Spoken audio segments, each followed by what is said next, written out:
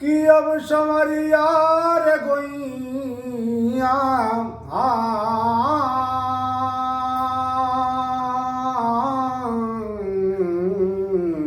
कि अरे मोरे रामा हो राम। मैं गायक विश्वनाथ पाल भोजपुरिया संगम बिहार नई दिल्ली से आज एक भोजपुरी वंदना गीत जिस वंदना के मुख्य गायक हैं श्री विजय लाल यादव सम्राट जी, वही वंदना मैं अपनी आवाज़ अपने मुखारबिंद से प्रस्तुत कर रहा हूँ। हमें आशा उम्मीद नहीं बल्कि पूर्ण विश्वास है जो भी भैया लोग सुनेंगे जरूर लाइक कमेंट शेयर और हमारे चैनल को सब्सक्राइब करेंगे। हमारे चैनल का नाम है विश्वनाथ पाल भोजपुरिया। जब 4 लाइन वंदना हो, वंदना में भाव हो और 1 लाइन गीत के तरीका तरह के लाइन बा। और काहे ऋषि आइल बाड़ू जान ले बुका हो, काहे ऋषि आइल बाड़ू जान ले बुका हो, बोला मोरी सुगिया परान ले बुका हो, बोला मोरी सुगिया परान ले बुका हो। यह गीत के तरह हमें वंदना में कभी भाव दिले उनका कि सोचली हमनी के भुला गइलु माई हो, और सोचली हमनी के भुला गइलु माई हो, हंसवा उड़ा के तब ले आ गइलु माई हो, हंसवा उड़ा के तब ले आ गइलु माई हो।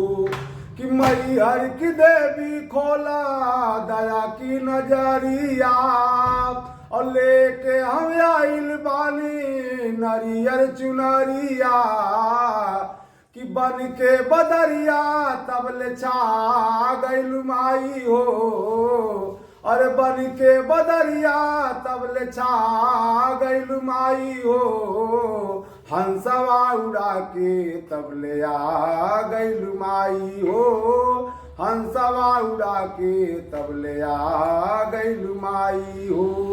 कि का हम बजाइब गाइब सुर नाही ताल बा, और तोहरे कृपा से माई बाजत कर ताल बा।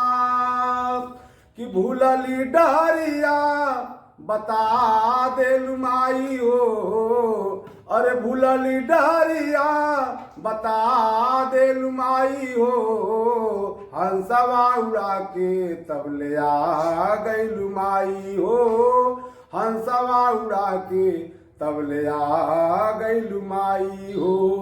कि दुआरा पतोरे माई जे भी कोई जाला, तोहरे चरनिया का दर्शन पाई जाला, अरे अनहरों के दर्शन अनहरों के दर्शन करा देलु माई हो, अनहरों के दर्शन करा देलु माई हो, हंसवा उड़ा के तब ले आ गइलु माई हो, हंसवा उड़ा के तब ले आ गइलु माई हो।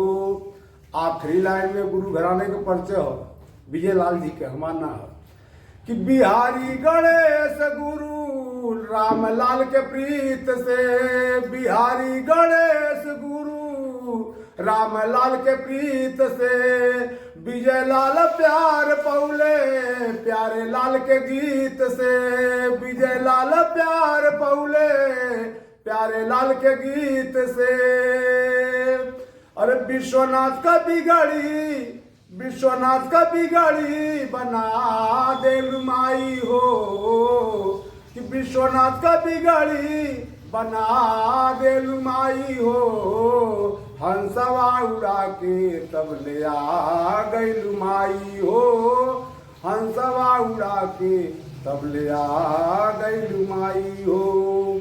जय हो मैहर माता।